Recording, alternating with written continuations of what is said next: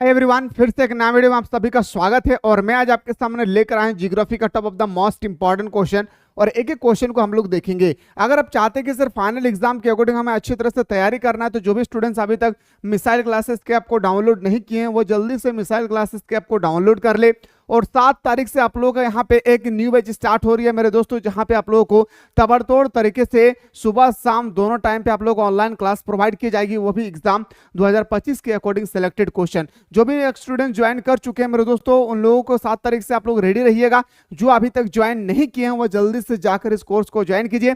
चाहे आप ट्यूशन पढ़ रहे, कोचिंग पढ़ रहे, कुछ भी कर रहे हैं मेरे दोस्त, इस कोर्स को आप एनी हाउ ज्वाइन कीजिएगा, क्योंकि यहाँ पे आप लोगों को मिलेगा सेलेक्टेड क्वेश्चन। तो चलिए मेरे दोस्तों, क्लास को हम लोग स्टार्ट करते हैं और एक एक क्वेश्चन को हम लोग देखते हैं कि एग्जाम के अकॉर्डिंग क्या क्या इंपॉर्टेंट बनती है। और वीडियो को जब भी देखें बिना स्किप किए देखिए, क्योंकि मैं बीच बीच में आप लोगों को इंफॉर्मेशन देते रहूंगा, मतलब डिटेल्स बताने की कोशिश करूंगा। जियोग्राफी शब्द किसने दिया था?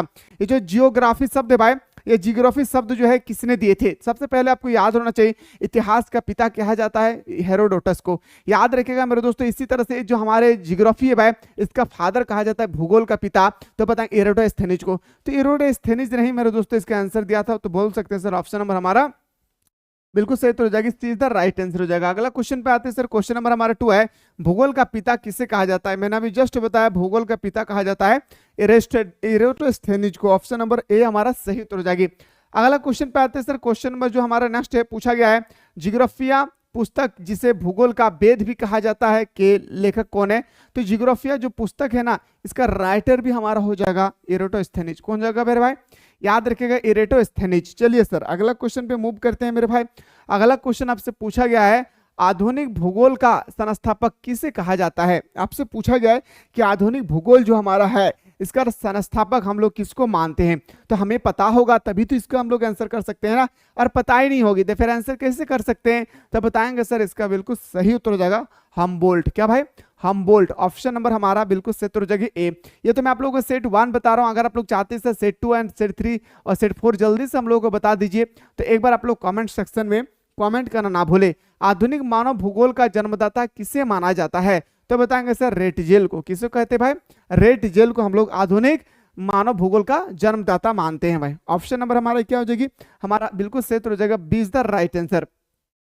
आते हैं सर अगला क्वेश्चन पे, एंथ्रोपोयोजियोग्राफी किसने लिखी है? ये एक प्रकार का पुस्तक है, याद रखिएगा मेरे भाई। ये जो हम लोग क्वेश्चन नंबर जो 6 देख रहे हैं मेरे दोस्तों, ये क्वेश्चन हमारा बहुत बार अभी तक एग्जाम पे आ चुकी है, तो इसको ध्यान रखेंगे। एंथ्रोपोयोजियोग्राफी किसने लिखी है? अगर आपको पता होगा मेरे दोस्तों, तो आप लोग जल्दी से कमेंट करके बताएंगे कि सर इसका आंसर विडाल डी ला ब्लास होगी, फ्रेडरिक रेटजेल होगा, डेविस होगा, एजिन ब्रॉन्स। मैंने पिछला वीडियो में ऑलरेडी मैं आप लोगों को बता चुका हूं, इसलिए मैं आप लोगों के लिए ये होमवर्क छोड़ रहा हूं। आप लोग अगर पता है तो जरूर कमेंट कीजिएगा। आते सर अगला क्वेश्चन पे, क्वेश्चन नंबर नेक्स्ट है हमारा, जियोग्राफी जनरलिस्ट के लेखक कौन है? जो हमारा जियोग्राफी जनरलिस्ट जो पुस्तक है मेरे दोस्तों, ये पुस्तक का लेखक कौन है? तो बताएंगे सर इसका राइटर हमारा हो जाएगा बर्नार्ड वेरियस। क्या हो जाएगा भाई? Bernard various. ऑप्शन नंबर हमारा ए हमारा राइट आंसर हो जाएगी। आते हैं सर अगला क्वेश्चन पे, क्वेश्चन नंबर नेक्स्ट पे आते हैं। और हाँ मेरे दोस्तों, 7 तारीख से जो न्यू बैच स्टार्ट हो रही है 7 अक्टूबर से, उसको ज्वाइन करना ना भूले। और किसी भी तरह से मेरे दोस्तों इस फाउंडेशन कोर्स को ज्वाइन कीजिएगा। आप लोग को यहाँ पे ताबड़तोड़ तरीके से फाइनल एग्जाम 2025 के अकॉर्डिंग सारा सेलेक्टेड क्वेश्चन प्रोवाइड किए जाएगी। जियोग्राफिया जनरलिस्ट के लेखक जो हमारा हो जाएगा वेरेनियस। क्या हो जाएगा भाई? वेरेनियस। अभी मैंने जस्ट बताया आप लोग को। आते सर अगला question, on the origin of species नामक सिद्धांत किसने दिया था? ये क्लास 10 में भी हम लोगों ने पढ़े, 11 में भी पढ़ा, और क्लास 12 में भी देखिए यही क्वेश्चन आपसे पूछा जा रहा है। तो बताएंगे सर, जो हमारे ओरिजिन ऑफ स्पीसीज नामक जो सिद्धांत या थ्योरी दिए थे, चार्ल्स डार्विन ने दिया था। कितना मेरे भाई? चार्ल्स डार्विन ने दिया था। बोल सकते हैं सर ऑप्शन नंबर हमारा बिल्कुल सही उत्तर हो जाएगा, ए इज द राइट आंसर। चलिए सर अगला क्वेश्चन पे मूव करते हैं। अगला प्रश्न है हमारा क्वेश्चन नंबर 10 की ओरिजिन ऑफ स्पीसीज नामक पुस्तक निम्नलिखित में से किसने लिखी है? मैंने अभी जस्ट बताया मेरे दोस्तों, चार्ल्स डार्विन ने लिखा है। किसने भाई? चार्ल्स डार्विन ने। बोल सकते हैं सर ऑप्शन नंबर बी हमारा राइट आंसर हो जाएगा। आते सर अगला क्वेश्चन पे, क्वेश्चन नंबर 11 है, पर्यावरणीय निश्चयवाद विचारधारा के समर्थक विद्वान एलन सैंपल किस देश के निवासी थे? सबसे पहले तो यहाँ पे एक क्वेश्चन याद रखिएगा। क्या मेरे भाई?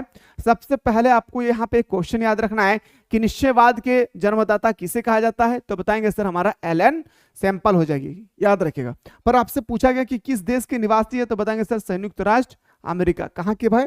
संयुक्त राष्ट्र अमेरिका। अगला क्वेश्चन पे मूव करते हैं सर। नियतिवाद के विचारक कौन थे भाई? नियतिवाद के विचारक हमारा can't, Humboldt, Ritter. Option number हमारा क्या हो जाएगा? ऑप्शन नंबर डी हमारा सही उत्तर हो जाएगा। किसने कहा मानव प्रकृति का 10 है भाई? ये बताइए, मानव प्रकृति का 10 ये स्टेटमेंट दिया था अरस्तु ने। किसने दिया था भाई? अरस्तु हमारा सही उत्तर हो जाएगा। चलिए सर अगला क्वेश्चन पे आते हैं कि संभववाद शब्द का प्रयोग सर्वप्रथम किसने किया है? आपसे पूछा गया मेरे दोस्तों कि संभववाद जो हमारा शब्द है इसका प्रयोग सबसे पहले किसने किया था? तो हम लोगों को पता होगा मेरे दोस्तों, तभी तो हम लोग इसका आंसर कर सकते हैं ना। और इसका आंसर हमें पता ही नहीं होगा तो फिर हम लोग इसको छोड़कर आना पड़ेगा मेरे भाई। तो बताएंगे सर ये जो 14 नंबर का आंसर हो जाएगी ना, तो बताएंगे सर याद रखिएगा लुई फेब्रे। क्या भाई? लुईस फेब्रे। ऑप्शन नंबर हमारा क्या हो जाएगी? ऑप्शन नंबर ए हमारा सही उत्तर हो जाएगा। अगला क्वेश्चन की ओर चलते हैं भाई। अगला क्वेश्चन पे आ जाते हैं। निम्नलिखित में से कौन सी विचारधारा का कथन रुको और जाओ का है भाई? किसका विचारधारा है भाई कि रुको और जाओ? ये स्टेटमेंट किसने दिया था? कौन से वाद ने? संभववाद, नियतवाद या नौ निश्चयवाद विचारधारा या अमूलवाद विचारधारा? तो बताएंगे सर नौ निश्चयवाद। ऑप्शन नंबर हमारा ए सी हमारा राइट आंसर हो जाएगी। रुको और जाओ निश्चयवाद का दूसरा नाम क्या है? याद रखिएगा रुको और जाओ निश्चयवाद का दूसरा नाम है मेरे दोस्तों नौ निश्चयवाद। क्या नाम है? नौ निश्चयवाद। ऑप्शन नंबर हमारा क्या हो जाएगा भाई? ऑप्शन नंबर ए हमारा सही उत्तर हो जाएगा। आते हैं सर अगला क्वेश्चन पे। क्वेश्चन नंबर 17 है कि नौ निश्चयवाद अथवा रुको और जाओ निश्चयवाद संकल्प किसके द्वारा दी गई थी? अभी मैंने जस्ट बताया था ग्रिफिथ टेलर द्वारा। क्या भाई? ग्रिफिथ टेलर के द्वारा दिया गया था। किसके द्वारा मेरे भाई? ग्रिफिथ टेलर के द्वारा। और हाँ, जंग के लिए तैयार रहिएगा। ये जो हमारी जंग स्टार्ट हो रही है मेरे दोस्तों, ये 100 दिन लगभग मेरे दोस्तों यहाँ पे 3.5 महीना का जंग आपका शुरू होगी। याद रखिएगा अक्टूबर का आधा महीना, नवंबर, दिसंबर, जनवरी, इन 3.5 महीना में आपका पास बचता है 100 दिन। इस 100 दिन का जो जंग स्टार्ट होने वाली है 7 तारीख से, तो मेरे दोस्तों इस जंग के लिए आप लोग तबड़तोड़ तरीके से तैयार रहिएगा। जहां पे आपको ओनली फॉर 399 रुपया देकर इस में टिकट कटा लेना है, मतलब इस प्लेटफॉर्म को ज्वाइन कर लेना है।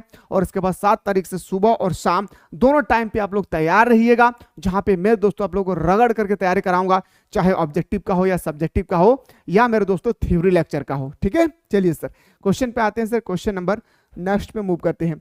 अगला प्रश्न है सर हमारा क्वेश्चन नंबर 18 कि निम्न में से कौन सा विद्वान मानव भूगोल से संबंधित नहीं है? अच्छा, इनमें से आपसे पूछा गया है कौन से विद्वान है जो मानव भूगोल से संबंधित नहीं है। हमें पता होगा तो हम इजीली से सॉल्व कर सकते हैं, पता ही नहीं है तो मेरे दोस्तों कैसे सॉल्व कर सकते हैं? तो बताएंगे सर इसका राइट आंसर हो जाएगी रसल। क्या भाई? Versant Russell. ऑप्शन नंबर हमारा सी इसका राइट आंसर हो जाएगी। निम्नलिखित में से कौन सा मानव भूगोल का उपागम नहीं है? देखिए मेरे भाई, मानव भूगोल का जो उपागम नहीं है ना, वो क्षेत्रीय विभिन्नता है, स्थानीय संगठन भी है, अन्वेषण और वर्णन भी है, पर मात्रात्मक क्रांति नहीं है भाई। ये मैथमेटिक्स से संबंधित है। ऑप्शन नंबर बी हमारा सही उत्तर हो जाएगा। निम्नलिखित में से कौन सामाजिक भूगोल का उपक्षेत्र नहीं है भाई? देखिए आपसे यहाँ पे पूछा गया फिर से कि कौन सामाजिक भूगोल का उपक्षेत्र नहीं है। समाज के अंदर में कौन नहीं आता है? तो बताएंगे सर सैन्य भूगोल। क्या बताएंगे मेरे भाई? सैन्य भूगोल हमारा सही उत्तर हो जाएगा। ओके, चलिए सर। और चाहते कि सर सेट 2 भी बहुत जल्दी होना चाहिए, तो आप लोग कॉमेंट सेक्शन में कॉमेंट करेंगे, मैं सेट 2 भी बहुत जल्दी लेकर आने वाला हूँ। सैन्य भूगोल, यहाँ पे थोड़ा सा सैन्य भूगोल होगी। ठीक है, सैन्य भूगोल मानव भूगोल के किस शाखा का भाग है? तो बताएंगे सर राजनीतिक भूगोल है भाई। क्या भाई? याद रखिएगा राजनीतिक भूगोल है। ऑप्शन नंबर हमारा ए इसका सही उत्तर हो जाएगा। नेक्स्ट क्वेश्चन पे आते हैं सर। इनमें से कौन राजनीतिक भूगोल का उपक्षेत्र है? आपको बताना है कि इनमें से कौन राजनीतिक भूगोल का उपक्षेत्र है। राजनीतिक से संबंधित का मतलब हमें यहाँ क्या सीख मिलता है कि यह बिल्कुल चुनाव से संबंधित होगी, निर्वाचन से संबंधित होगी, जनता से संबंधित होगी। तो मैं बोल सकता हूँ सर हमारा निर्वाचन भूगोल। ऑप्शन नंबर ए हमारा सही उत्तर हो जाएगा। आते सर अगला क्वेश्चन, विश्व जनसंख्या 6 से 7 अरब होने में कितना वर्ष लगा है? विश्व की जनसंख्या 6 से 7 अरब होने में लगभग मेरे दोस्तों 12 वर्ष लगा है भाई। कितना? 12 वर्ष। अगला क्वेश्चन पे आते हैं सर, 2025 तक पूरे विश्व की जनसंख्या लगभग कितनी हो जाएगी? 2025 तक पूरे विश्व की जनसंख्या अगर मैं बात करूं तो लगभग मान के चलिए मेरे दोस्तों 800 करोड़। कितना भाई? 800 करोड़ जनसंख्या हो जाएगी। कितना? पूरे 2025 आते आते हमारे पूरे विश्व की जनसंख्या 800 करोड़ हो जाएगी। चलिए सर अगला क्वेश्चन पे आते हैं। अगला प्रश्न है आपके सामने कि विश्व की 90% जनसंख्या कितने प्रतिशत स्थल भाग पर निवास करती है? तो याद रखिए विश्व की जो जितना भी परसेंट जनसंख्या है उसका 90% भाग, कितना परसेंट ऐसे लोग हैं इन 90% में से कितना ऐसा परसेंट है जो बिल्कुल कहाँ पे रहते हैं? तो स्थल भाग पे। तो बताएंगे सर 10%। कितना भाई? 10%। ऑप्शन नंबर हमारा बी हमारा राइट आंसर हो जाएगा।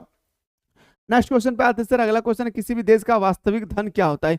कोई भी देश का वास्तविक धन क्या होती है, तो बताएंगे सर देश की निवास। क्या मेरे भाई, देश की निवास। ऑप्शन नंबर ए हमारा सही उत्तर हो जाएगा।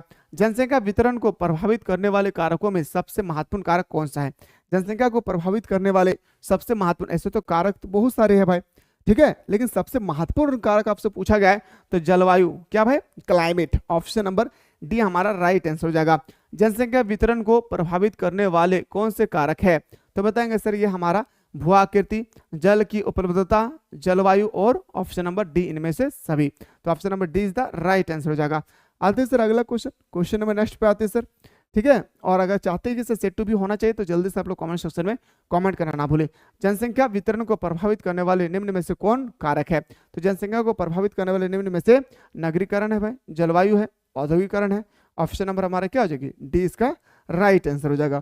आते सर अगला क्वेश्चन पे, क्वेश्चन नंबर नेक्स्ट है, इनमें से कौन जीवन का सर्वाधिक महत्वपूर्ण कारक है। जीवन का सबसे महत्वपूर्ण कारक जो होती है ना वो जलवायु है भाई। जलवायु नहीं रहेगी तो फिर मनुष्य जीवन कैसे जी पाएंगे। कोई भी जीव जंतु भाई जी नहीं पाएंगे अगर जलवायु, क्लाइमेट अगर नहीं होगी तो मेरे दोस्तों मैं उम्मीद करता कि यहाँ तक आप लोगों को अच्छी तरह से समझ में आ गया होगा। अगर आप चाहते कि सर हमें फाइनल एग्जाम जो हमारे एग्जाम होने वाले हैं फरवरी महीना में 2025 का, उसमें मेरे दोस्तों मैंने अभी तक कुछ भी सर पढ़ाई नहीं किया हूँ, मुझे अच्छी तरह से सर तैयारी करना है। तो मेरे दोस्तों इस कोर्स को आप लोग जल्दी से ज्वाइन कर लीजिएगा। इस कोर्स को आप लोग जल्दी से ज्वाइन करने के बाद मेरे दोस्तों यहाँ पे फाउंडेशन कोर्स में बहुत तबड़तोड़ तरीके से आप लोगों को 7 तारीख से स्टार्ट किया जाएगा। सुबह शाम दोनों टाइम आप लोगों को पढ़ाई जाएगी, वो भी आप लोगों को सिलेक्टेड क्वेश्चन के साथ। मॉडल पेपर कराई जाएगी, प्रीवियस क्वेश्चन किया जाएगा, एग्जाम से पहले एग्जाम पेपर कंडक्ट कराई जाएगी। इतना सारा फैसिलिटी आप लोग को दिया जा रहा है 399 रुपये में। तो लेट ना करें, जाएँ ज्वाइन करें। कोई भी दिक्कत होगी वो जो नंबर स्क्रॉल हो रही है उस नंबर पर व्हाट्सअप कीजिएगा, हमारी टीम आपको रिप्लाई करेगी। तो चलिए सर अगला क्वेश्चन पे मूव करते हैं। अगला क्वेश्चन जाने से पहले मेरे दोस्तों सेट टू, कितना से स्टूडेंट्स है जो चाहते हैं सर सेट टू होना चाहिए, तो एक बार आप लोग जल्दी से फटाफट आप लोग कमेंट सेक्शन में कमेंट करना ना भूलें। मिलते हैं इसी तरह से नेक्स्ट वीडियो में, तब तक वो स्वस्थ रहे, मस्त रहे और पढ़ाई में व्यस्त रहे।